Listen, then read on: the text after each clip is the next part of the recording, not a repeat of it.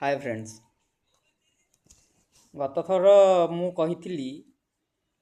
कि परवर्ती कविता आपन को प्रेमर कविता गुड़ाक भेटिदेवी बोलिका। तो एथरक मु जो कविता नहीं आसी से कविताटर ना हूँ विवाद। माने गोटे पुओ गोटे झील दिज जाक कथबार्ता को लेकिन गोटाए कविता कविताटी जिते बड़े लिखाला से भुवनेश्वर बापूजी नगर पाखापाखि आम थिलु।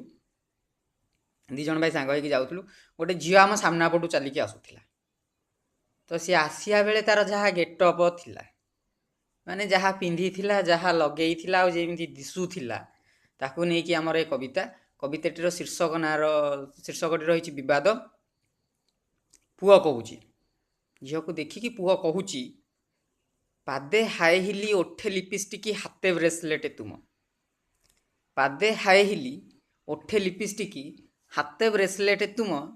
चिप्पा जीन्स को टी सार्ट सते किणी नेउथाए मन चिप्पा जीन्स को टी सार्ट सते किणी नेउथाए मन पर्से आईना आईब्रो रखी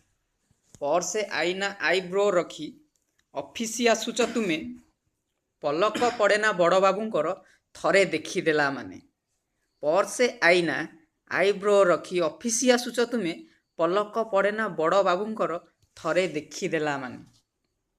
भाई पुआटा एतिकी कही जमी नाग साप नांगुड़े हाथ मारिदेले नागुणी जमी फँ किना बुली पड़ी चोटटा मारिदिए सेमती झीलटा तो मो कथा शुणिकी जहाँ कहला कौन आउ कहबी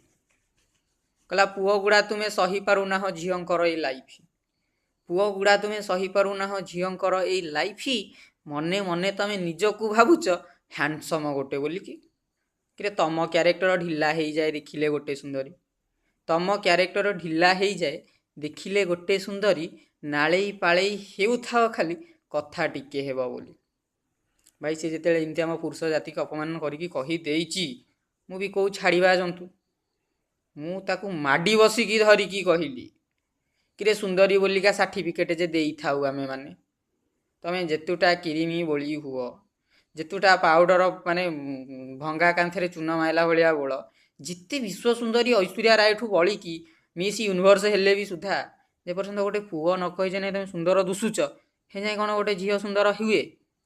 तेणुक सुंदरी बोलिका सर्टिफिकेट जे दे थाऊ आमे माने आमको देखिले छाती उच्चा करी स्लो स्लो चल तमें अरे आमको देखिले छाती उच्चा करी स्लो स्लो चल तमें तमें कि कहब पुओंकर कथा तमें कि कहब पुओंकर कथा निज क्यारेक्टर देख बॉयफ्रेंड केते तुमर जे थिबे ना भी मने नथियो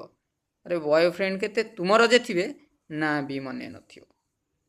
तो ये थिला कविता विवाद गोटाए पुओ आउ गोटाए झीवर कथोपकथन आजिका डेट्रे तो यह सब होउची आउ कौन आपन जदि भल लगिला तेबे लाइक करिवे सब्सक्राइब करिवे आउ जदि अधिका किसी चाहूँगी तेरे कमेंट निश्चय लिखिकी पठेले आम से अनुसार दबू। रही नमस्कार।